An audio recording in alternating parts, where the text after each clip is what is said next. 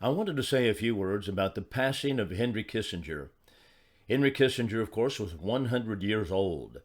He's been in American politics all of my life and probably all of those who are listening to this program. And Henry Kissinger is everywhere given the accolades of being a great American hero and a great American statesman. But I'd like to present really the facts regarding Henry Kissinger. His career really is devoid of any evidence of patriotism, even a lasting attachment to our nation. Instead, his life is a testament to the corrupt ambition of an individual who has profited immensely from doing the bidding of those who seek power at any price and pushing us into a world government. What you hear on Fox News and what you hear on the mainstream media is really not the Henry Kissinger that Henry Kissinger's biographers point out. So let's talk about Henry Kissinger. And I am certainly not wanting to gloat in his passing. I don't gloat in the passing of any particular person. But Henry Kissinger's record speaks for itself. Kissinger was born in Germany in 1923. He fled Nazi Germany to come to the United States in 1938. He enrolled in Harvard, and after he received a PhD, he was appointed to the Council on Foreign Relations. That ought to be alone enough to warn people about, okay, the Council on Foreign Relations. That's an internationalist, globalist organization whose goal is to melt us into a world government. That's the goal. Even our own, right here in this area of Texas, our own representative at one time was Mac Thornberry. Mac Thornberry is a member of the Council on Foreign Relations. I brought that up to him upon occasion. He just kind of poo-pooed the whole idea, but the CFR is very plainly a globalist, world government-oriented organization.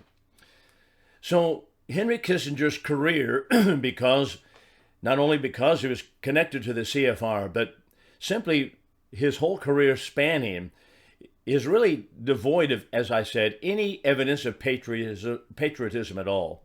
Actually, he was a globalist.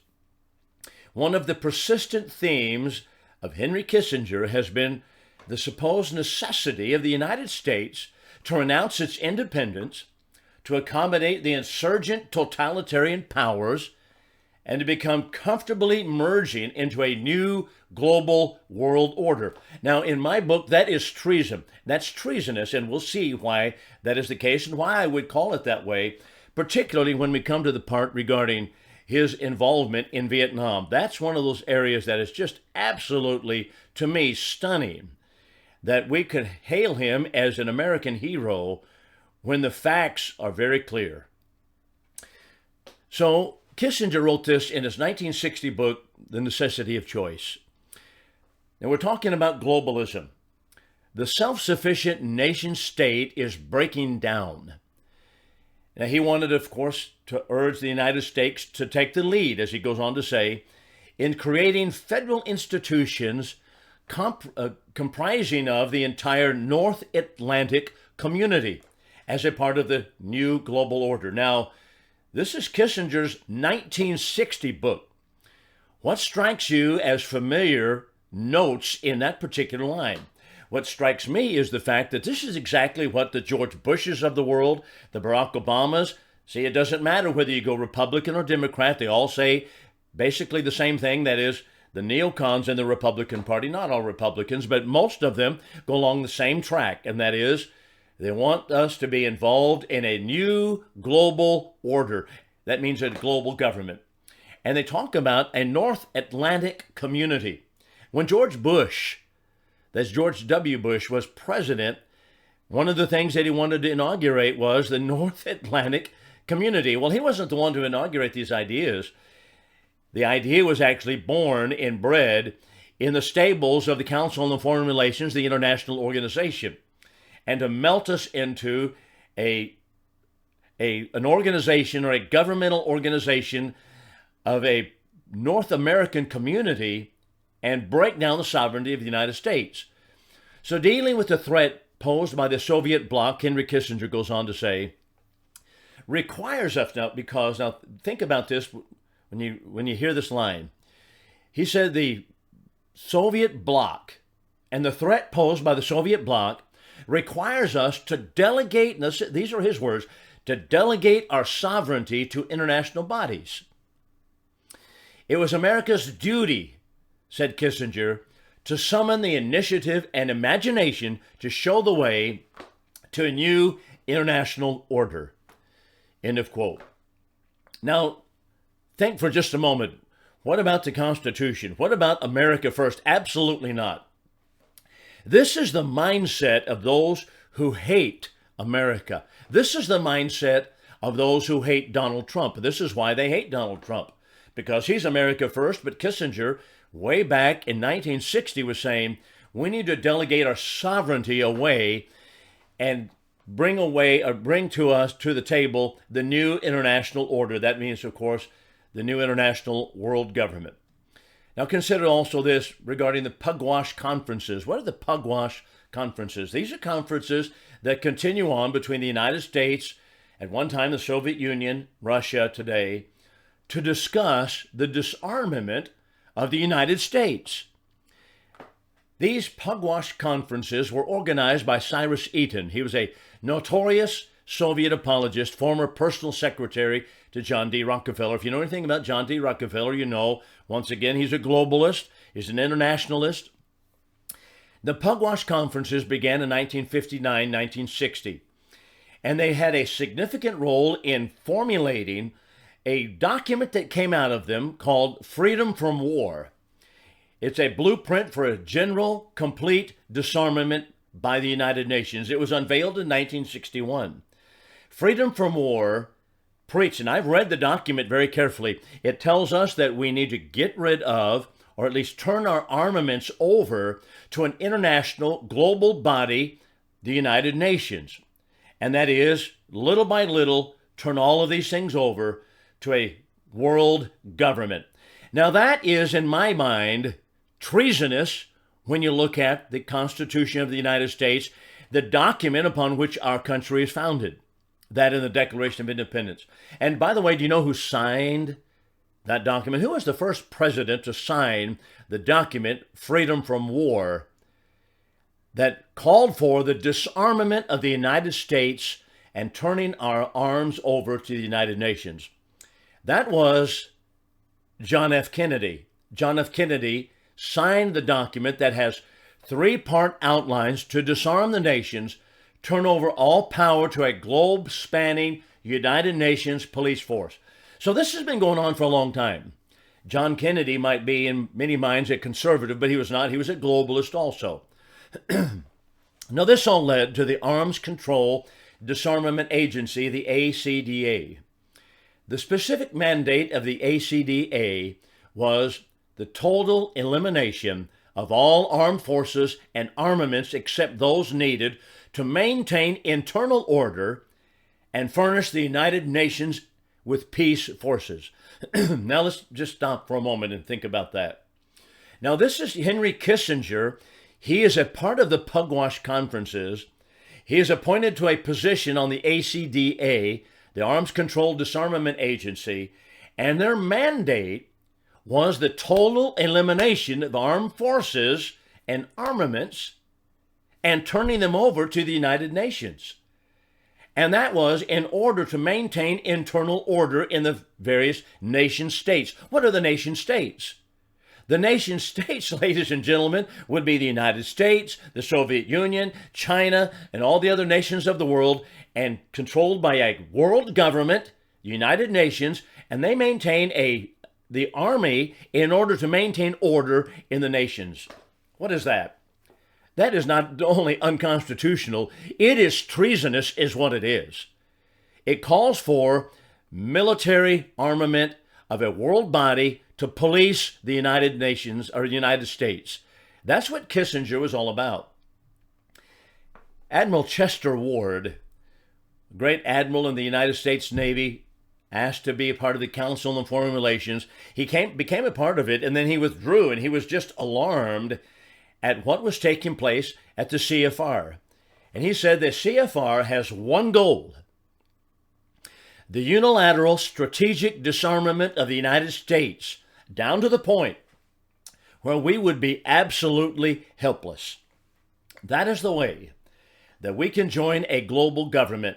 We would not be able to resist it.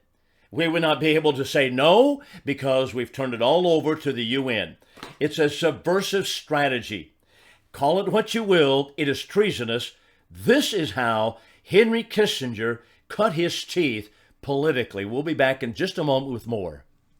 As we look at what I call Henry Kissinger, a profile in treason, I want to go back to that subversive strategy that we talked about just a few moments ago, brought up by Admiral Chester Ward. Confirmation of this particular subversive strategy being followed can be found in a federally funded 1962 report called A World Effectively Controlled by the United Nations. And it was compiled by MIT professor and Council on Foreign Relations member Lincoln Bloomfield on behalf of the State Department. So it is, even though it is written by Lincoln Bloomfield, it is an official doctrine paid for by the United States government, paid for by the State Department, federally funded, and it was at their request that he put it together. And here's what Bloomfield had to say regarding the strategy of the insiders in America going forward. And I want you to listen. He says the central dilemma of world politics today was that given a continuation of unabated communist dynamism, the subordination of states to a true world government appears impossible. But if the communist dynamic were greatly abated, the West might well lose whatever incentive it has for a world government. All right, let's stop there and just notice what he's basically telling us. He says, basically, the American people don't want world government. Excuse me. It looks like the communist aggression in the world will cause the American people not to want a world government. And so what we need to do, he tells us, and this is the statement we just read, he says we need to have some kind of communist abatement, that is, because it looks impossible, a communist abatement, that is, they need to settle down on different country takeovers in order to sell the American people on a world government. So he goes on to say it this way. So if the communists would agree, now remember he's writing in 1962, if the communists would agree, this is the official policy, the West would favor a world effectively controlled by the United Nations. So you see, if we can cause the communist countries of the world to quit being so aggressive, then what? Well, then the West will go along with a world government. So that's exactly what they set about to do. Now, this is subversion at its very best, isn't it? This is a subversive strategy. This is treasonous. It is clandestine, cloak and dagger stuff. And this is exactly what Henry Kissinger was involved in. So the remaining question was for Henry Kissinger and others who are just at that time getting their political legs under them, was how to transform and tame the forces of communism, not defeat them, just tone them down, to the event that we might present an international system and radically reshape the world government. And that's how Bloomfield put it. It is, we might radically be reshaped ourselves if we could tell the communists to settle down. Now, why was that? Because the American people were continually and completely sold on the fact that we needed to be strong militarily against communist aggression. So they said, well, we don't want to defeat communists. Remember, Truman didn't want to defeat the North Koreans, and so he fired Douglas MacArthur. MacArthur said, hey, here's how you defeat communism. China is sponsoring North Korea. We need to defeat it. Truman said, no, we don't want to defeat communism. We want to play just 38th parallel. We want to play, you keep on your side of the line, we'll keep over here. Just abate it, cause them to quit being so aggressive. And that is the foreign policy of Americans, subversive as it is, but it was designed in order to bring us to a world government. So in short, Bloomfield tells us victory over communism was not an option. That's why Douglas MacArthur was fired. Victory over communism was not an option, but we were just getting geared up for what? Well, that would be the Vietnam War. And they were already, the foreign policy makers, the kingmakers in America, were already telling us we're not going to try to defeat communism. And by the way, did we defeat communism at Vietnam? No, we did not. We lost the war. We ran out of Vietnam, and it was taken over by the NVA. So in short, victory over communism was not going to be an option. Instead, it would be kept alive simply to goad the West into a global government. That is, they're not so aggressive, they're not so bad, but also we were going to domesticate it, keep it on a leash, make it suitable for convergence with the West as a part of the New World Order. By the way, that is a quote from Lincoln Bloomfield right there. Keep it on a leash that we might be able to bring us to a new world order, which means global government.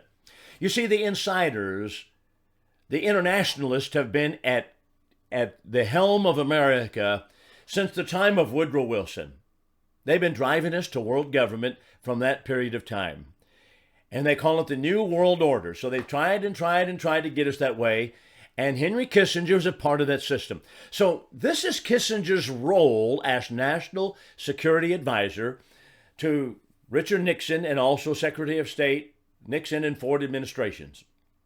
His role, not to defeat communism, not to have victory over communism, not to defeat the communist aggression, but simply keep it on a leash in order that we might be driven into a world government. So accordingly, Kissinger himself drafted the first SALT treaty, Strategic Arms Limitation Treaty, that gave the Soviets a strategic advantage in nuclear weaponry. Why was that? Well, because of what we've just seen. Our whole goal is to disarmament. So that brings us to China for a moment. Now, we hear so much about China today. The truth is, America and American foreign policy kingmakers such as Henry Kissinger have been betraying American interests for decades to build up Chinese communists. That's what they've been doing. The one China policy that right now is the policy that China tells us we've got to follow. That is, one China policy says, Taiwan's part of us. And so now America's all askew about, well, what's going to happen? Are they going to attack Taiwan? You might ask yourself this question: who was the father of the one China policy? Let's just go back in history for a moment before we answer that question. Remember when the communists were taking over China, Mao Zedong, and the American press and people such as in the in the FDR administration and foreign correspondents were over there as well, and they were lying about Mao Zedong. They were continually lying about it and lying about Chiang Kai-shek, telling us that he was some brutal slave master, taskmaster. He was the bad guy here. And so Mao Zedong was simply an agrarian reformer. It's exactly what they said about Fidel Castro, isn't it? That's how the New York Times and people like that portrayed Mao Zedong. The establishment press and the foreign policy makers in America were portraying Mao Zedong as an agrarian reformer. In truth, and the truth was already known, that Mao Zedong was a brutal, dictating communist, a bloodthirsty man. But we helped China become communist under Mao Zedong, and that happened. After that happened in the 1940s, now we have a one China policy. What happened when that happened? When that occurred, Chiang Kai-shek ran to Taiwan, free Chinese, supposedly our friends. And we were supportive of Chiang Kai-shek, in spite of what the kingmakers in America were wanting. But that is not sufficient for the Henry Kissingers of the world. So they invented a policy called the One China Policy, and the answer to the question, who was the father of that policy? Henry Kissinger. His diplomacy opened with diplomatic relations with China in 1971 ruled at that time by Mao Zedong, the worst dictator, having murdered over 20 million Chinese people, and Henry Kissinger opened diplomatic relations with him in 1971. Let that soak in for a moment. Who is it that America was supporting? Now, this required, and this is under the Nixon administration. Here's a Republican. This required the betraying of the anti-communist Republic of China on Taiwan, which was then, led by Henry Kissinger and his so-called diplomacy, pushed through the policy that evicted from the United Nations free Taiwan, free China and Taiwan, and evicted them from the UN Security Council and put in who? Beijing. Now I ask you, what are we to make of this? That's nothing but treason. We have been supporting China for many, many years. And that one China policy, fathered by Henry Kissinger, that China now pursues to bring Taiwan into slavery to them, it was crafted by none other than Henry Kissinger. Now, just to show you how treasonous was this policy, here's something that happened in 1995. Now, we were talking earlier when Henry Kissinger's policies that dominated America caused free China, the Taiwan people, to be kicked out of the UN. And we put in Mao Zedong, the worst mass murderer in history. 1995. The House Speaker at that time was Newt Gingrich, another Council on Foreign Relations member, by the way. And Newt Gingrich, see, he's not a conservative. People may think he is because he's on Fox News. He's not a conservative. Suggested that the U.S. should recognize the Free Chinese Government of Taiwan. This is from the New York Times now. Here's what happened. You know what happened next? From Beijing, Henry Kissinger calls him up, slaps him down, and tells him, and he lectured him. This is from the New York Times. They lectured him, the Speaker of the House, Newt Gingrich, sternly on the need to uphold the delicate one China policy, which Kissinger himself had invented long ago, and to keep quiet. That is, shut your mouth. Now, Newt Gingrich, usually a pretty mouthy person, but no, not really. That's only for show, because he meekly deferred to Kissinger's demand. Okay, we're going to go with the one China policy.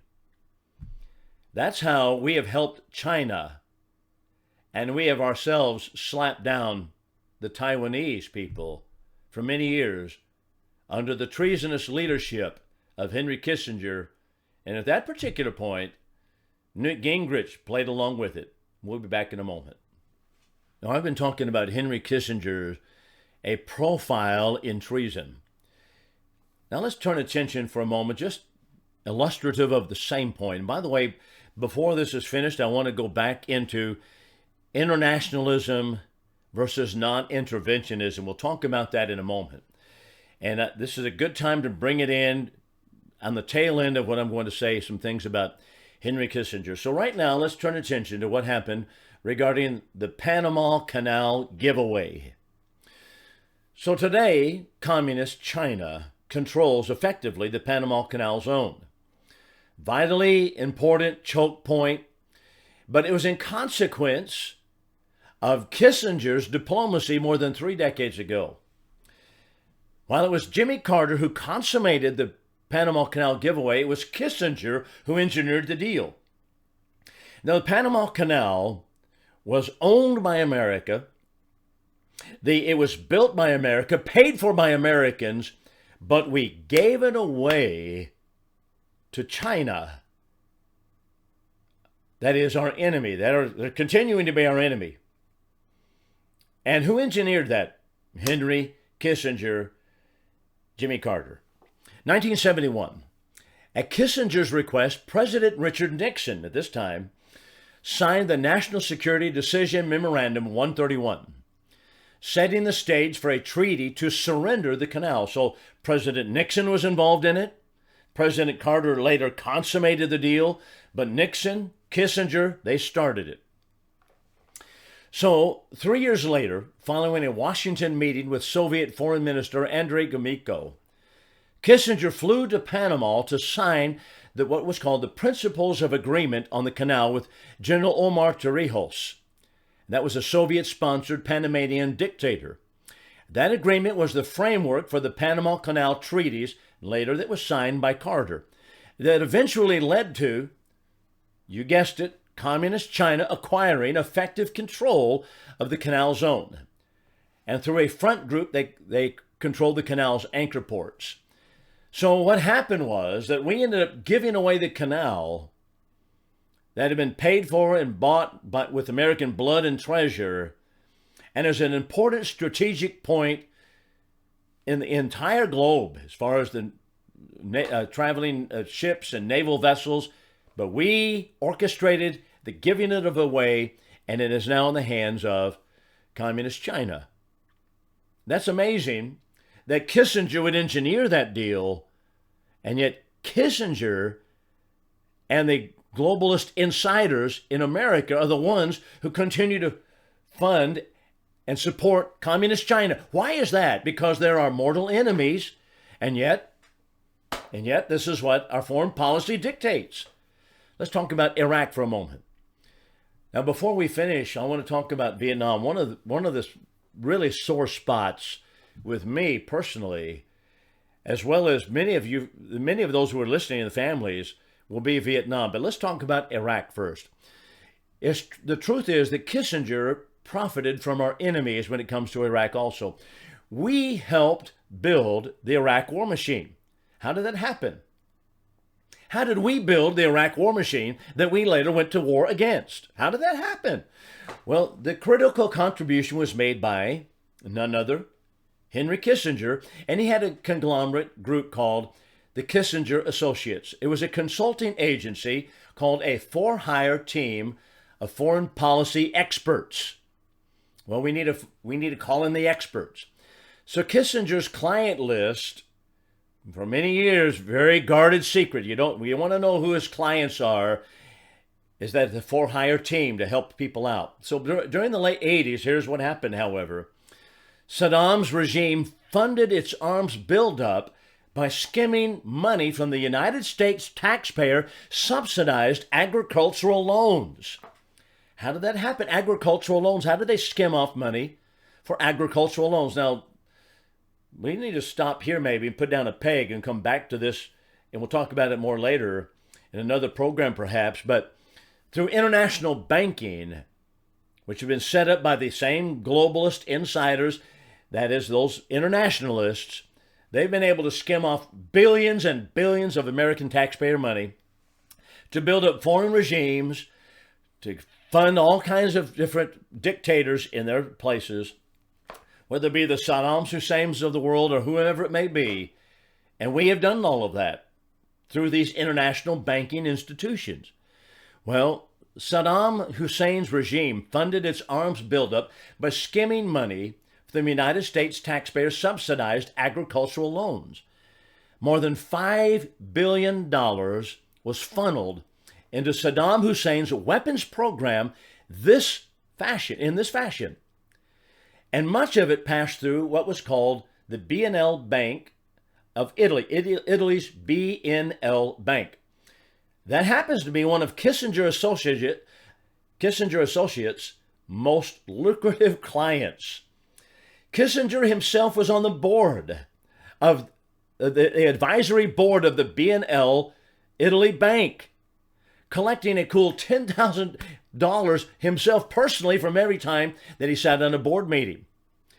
And he was able to collect many sizable consulting fees from all of these different transactions, but Iraq was taking money through that BNL Italy Bank that Kissinger sat on the board, who was one of our foreign policy advisors. Kissinger making money. By the way, Kissinger was still on the board after the Iraq War began. You see, this is how international wars, this is what's happening, still this kind of thing going on. That is, people on the insider list, the globalists, the internationalists. They sit on the international bank boards, and they're making money on both sides of the issue. So they want to keep up Ukraine war. Well, that's exactly what Kissinger was doing. Well, finally, he profited so handsomely from the arms buildup until February 22, 1991. That was more than a month after the war began. Then he resigned quietly from the B&L board. What is that? Treason, that's what it is. It's treason. What would have happened in George Washington's day had their foreign policy advisor been making money off of arms buildup from a nation such as Great Britain? What would have happened?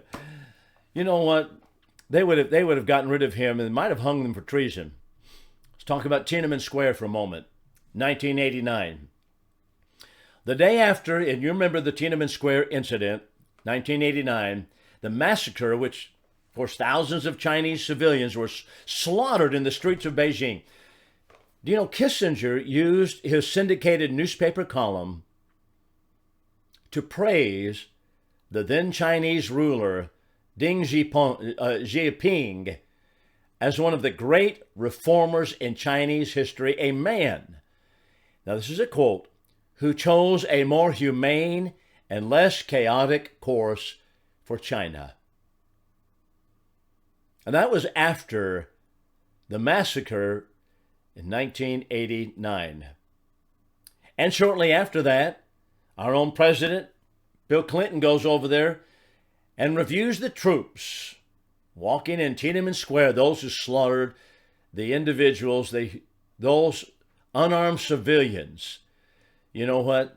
What's happening in America is disastrous, but a lot of it is foreign policy related, and that's disastrous also. Well, we'll come back in just a moment. I do want to talk about the POWs in Vietnam regarding Kissinger in just a moment.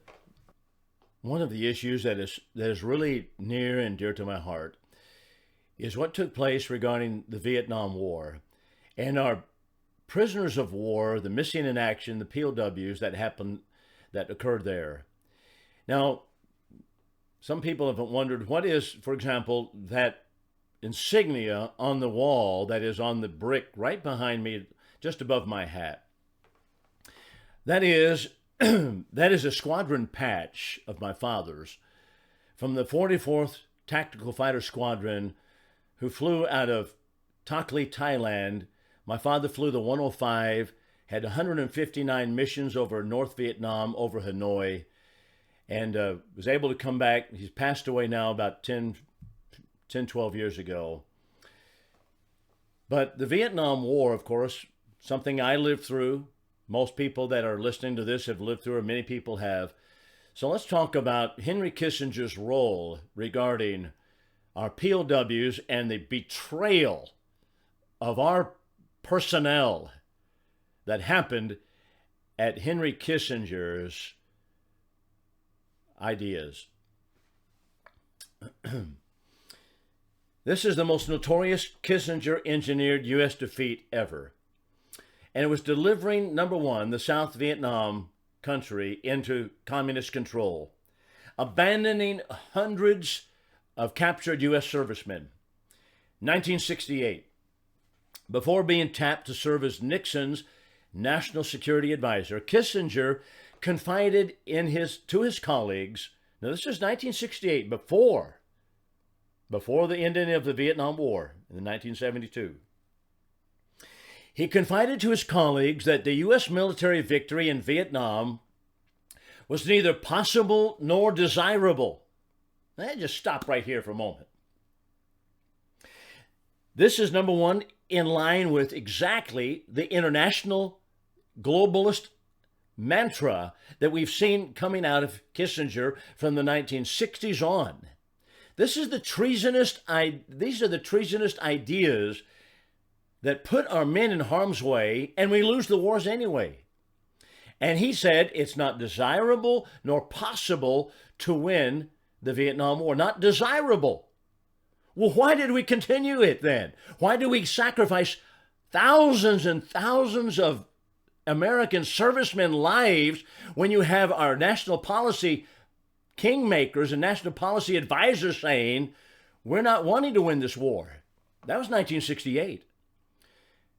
Former war correspondents Marvin and Bernard Cobb recalled in their book called Kissinger, it was Kissinger's belief that the most that could be salvaged from the U.S. involvement in Vietnam was a decent interval between the American pullout and communist takeover. Now, what does that, stop for a moment, what is that to say? That is to say that they had already succumbed to the idea, they had already agreed to the idea. They were going to give South Vietnam to the communists. That was already part of the plan.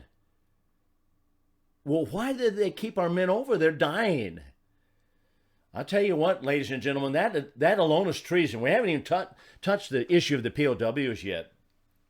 Kissinger prolonged the war, costing thousands of lives as a prelude to giving South Vietnam to the communists. And that's what his desire was to do, to give it to the communists. 1973, he negotiated a peace treaty that allowed the North Vietnamese to leave 150,000 troops in South Vietnam. What kind of peace treaty is that? You allow North Vietnam, funded by a communist nation, funded by the Chinese and the Soviet Union, to stay in South Vietnam in the peace treaty that we're negotiating. That sets the stage, doesn't it, for something that's going to happen. And as soon as we pulled out, that happened. The bloodbath. They murdered so many South Vietnamese. It's a sad, sad story. Right now, in San Diego, California, is the ship, the Midway. I've been able to tour the Midway. Family have lived out there, tour the Midway. The Midway aircraft carrier was in South Vietnam at the time. And they tell about all the thousands of South Vietnamese that were fleeing, and they were just bringing them on board to bring them out. That was a debacle. And why is it that we continue to have one debacle after another defeat after another defeat? What happened in Afghanistan? We ran out, and the pictures are vivid in the minds of people today. Biden did that. We had the same thing in South Vietnam. And they fished the people out of the waters, the South Vietnamese out of the water. Who engineered all of that? These globalists, and this time it was Henry Kissinger. And so the NVA marched right into South Vietnam and destroyed it. In the 1972 peace conference, and we still haven't gotten to the POWs yet, the 72 peace conference in Paris, it was stated that there are 2,400, that is 2,400 American servicemen designated prisoners of war or missing in action. 2,000, to get the number, 2,400. In February of March, in early 1973, less than a year later, there was Operation Homecoming. You know how many returned? 591. That means about 2,000, almost 2,000 POWs, missing in action people, still listed in Vietnam. That's our own government giving us these numbers. 1973, now follow the timeline. April 1973, we just talked about Operation Homecoming, February, March 1973. I remember vividly my father sitting on the edge of his seat saying, when they got off the airplane at Clark Air Base in the Philippines, he said, I flew with that man, there he is. Just an emotional time. Now, April 1973, the State Department tells us there are no more prisoners in Southeast Asia. They're all dead. What? They had just said earlier that year, and in the last of 1972, that there were 2,400 POWs. We only got 591 back. Now they say they're all dead. What happened? Were they all dead? No, because what people don't realize what was going on behind the scenes, and it's well documented. You can go read it for yourself. Well, just days before, Communist Pathet Lao announced they were still holding captives. Just right before our State Department says, Kissinger in charge of the State Department saying, no, oh, there are no more POWs over there. Pathet Lao says, yeah, we're holding POWs. 1974 Defense Intelligence Agency also listed, this is for the United States, listed several hundred POWs. 1991 Senate report, 1991. This is 20 years later. A Senate report indicated the real number of POWs listed in Vietnam that were left there is closer to 5,000. How is it the case that we left them behind, and why is it that Henry Kissinger's State Department came out with a missive saying, no more POWs? Why were they abandoned? Well, investigators Mark Sauder, Jim Saunders offer an explanation in their book, The Men We Left Behind, Henry Kissinger, The Politics of Deceit, and the Tragic Fate of POWs After the Vietnam War. And I'm going to read right from the text. From the earliest year of the U.S.-Vietnamese negotiations, the only real issue was how, not whether, the U.S. would pull out of Vietnam and leave Saigon to fend for itself. We've already seen that to be the case. The other basic fact was that while the U.S. wanted to withdraw with as few entanglements as possible, Hanoi wanted reparations. What? Hanoi wanted reparations from America. They wanted American taxpayers to pay for the rebuilding of Hanoi, North Vietnam. Vernon Walters, a senior soldier diplomat in the Nixon administration, later put it this way: reparations were the sine qua non for peace. That is, for the return of the prisoners. It was everything. That's what they wanted. That was the absolute, that means the absolute necessity for the return of prisoners. We want reparations.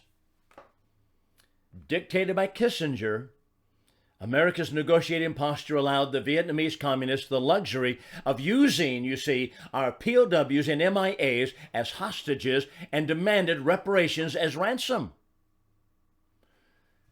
Well, what did Kissinger do?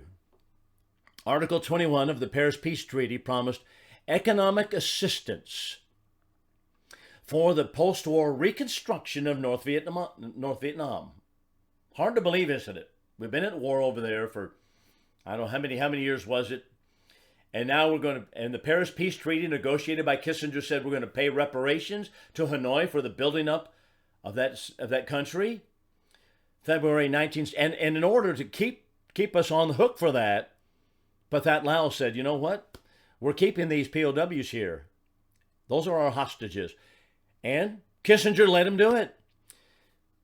But what Kissinger didn't know, and what happened Kissinger couldn't control, came about in Congress. Before I get to that, 1973 February, Kissinger hand-delivered a letter from President Nixon to the North Vietnamese Prime Minister promising $5 billion in economic aid to the communist regime. That's February 1973. Now remember, they were saying earlier, this is April 1973, they said there are no more prisoners, they're all dead. So this is before that. This is a couple of months before that. February, he hand-delivered a letter saying, we're going to give $5 billion in economic aid to the communist regime. However, on April 6th of that year, Congress, unaware of the secret Kissinger-Nixon agreement with Hanoi, voted overwhelmingly, and rightly so, to reject economic aid of any kind to Hanoi. Not going to do it. Well, now it's going to happen because North Vietnam was holding our prisoners as hostage until they get that money. So now a week later, the State Department comes out and says, well, there are no more living prisoners in North Vietnam. All POWs are dead. You see, Kissinger and Nixon also concealed from Congress the promise of money to Hanoi. And in the end, rather than pay for our POWs, the Nixon administration and Kissinger himself chose to deny their existence. That is treasonous of the highest brand. That's what happened regarding our POWs in the Vietnam War. And the rest is history.